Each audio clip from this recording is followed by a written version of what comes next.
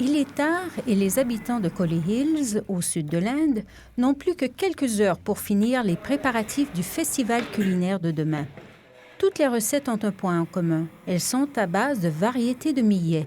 En Inde, 6 espèces de millet étaient la denrée de base, mais au cours des 50 dernières années, près de la moitié de ces cultures ont été remplacées par des cultures plus lucratives et par la culture du riz subventionnée par l'État, bouleversant ainsi le régime alimentaire de la population.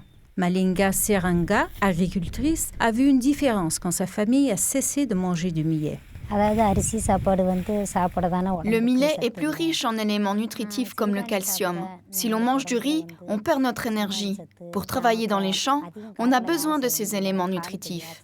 Maintenant, les gens mangent du riz et travaillent beaucoup moins.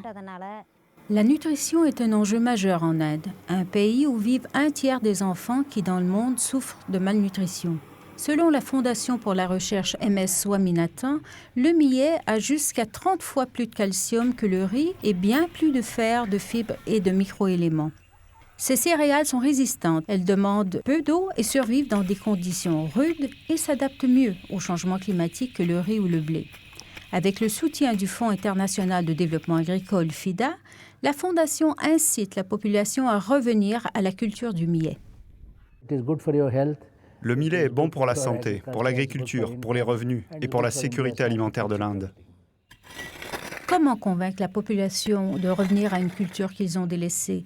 Pour la Fondation, il fallait comprendre pourquoi les agriculteurs choisissaient d'autres cultures. Ainsi, au début des années 90, avec l'aide de Bioversity International et financé par le FIDA et la Commission européenne, ils ont rencontré des groupes d'agriculteurs pour trouver des solutions à leurs problèmes. Il faut d'abord disposer de semences de qualité. L'introduction du partage de semences et l'accès à des banques de semences communautaires a donc été la première étape. Dans le village où vit Malinga, les agricultrices se sont regroupées pour collecter, conserver et partager les semences. Grâce à une formation en agriculture, le rendement a augmenté d'environ 30%. Mais davantage de rendement signifie davantage de transformation et le projet s'est confronté à une autre difficulté. Le broyage manuel du millet qui décourageait beaucoup de femmes. Il fallait 1 heure pour broyer 1 kilo de millet. Grâce au moulin fourni par le projet, 5 minutes suffisent à Milaga.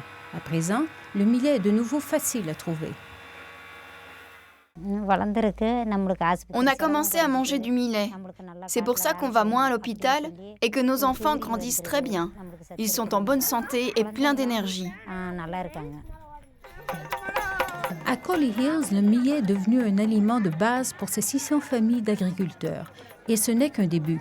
Avec les filières adaptées, le millet peut atteindre des millions de personnes. Et c'est là l'objectif du festival culinaire d'aujourd'hui. Les agriculteurs font connaître au monde les bienfaits du millet. Si tu manges des mouroukhous au millet, tu seras grand et fort. Va manger et dis à ta famille d'en préparer aussi. Il est encore plus facile pour les familles de donner du millet à leurs enfants maintenant que les agricultrices ont commercialisé leurs recettes préférées. Elles ont leur boutique et leurs produits sont distribués dans tout le pays, changeant la vie des participantes, comme Lata Chadrakumar. La production de millet a commencé à prendre de la valeur. C'est pour ça qu'on gagne de l'argent. Avant, on ne faisait pas ça et on dépendait de nos maris. Maintenant, nous gagnons notre argent que nous utilisons pour l'éducation de nos enfants et pour nos familles. Les agricultrices comme Lata vont accéder à un marché encore plus vaste. Pour la première fois, la nouvelle loi indienne sur la sécurité alimentaire liste le millet parmi les cultures que l'État achètera directement aux agriculteurs pour une distribution nationale. Pour le professeur Swaminathan, c'est là le succès d'une mission.